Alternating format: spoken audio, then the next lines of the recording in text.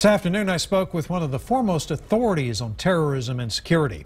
Fred Burton is Vice President of Intelligence for Austin-based Stratfor, a firm that analyzes security threats around the world. I asked if ISIS poses an immediate threat to Texas. The governor's mentioned the possibility that ISIS terrorists could be in Mexico ready to come in the U.S. Any evidence of that?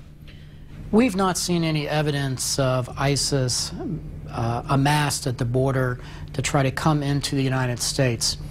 And I think when you start looking at this from a border perspective, you have to put this in the context of your special interest aliens.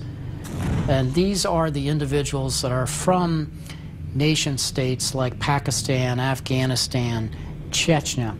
And the concern would be, who are these people, and is there the probability that these individuals could come into the United States to potentially carry out a terrorist attack?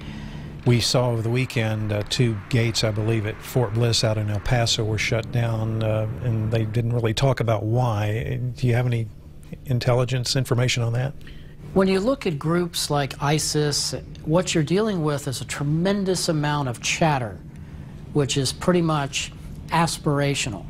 This would be you and I discussing what would be good to do, but that doesn't mean that they have the operational capability, the tactical ability to actually go forth with their plans. The U.S. government is looking at hundreds of threats a month directed towards the continental United States.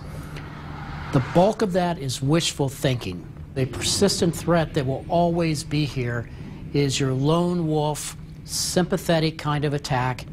The individual that watches what unfolds around the world and picks up a gun and walks into a soft target, such as a Jewish community center, and starts killing people. That does not take a lot of planning. Burton says his sources indicate no known Islamic terrorists have entered the United States from Mexico. He says ISIS could never defeat the United States forces on the battlefield, and that a counterterrorism mission is the best method to neutralize that militant organization.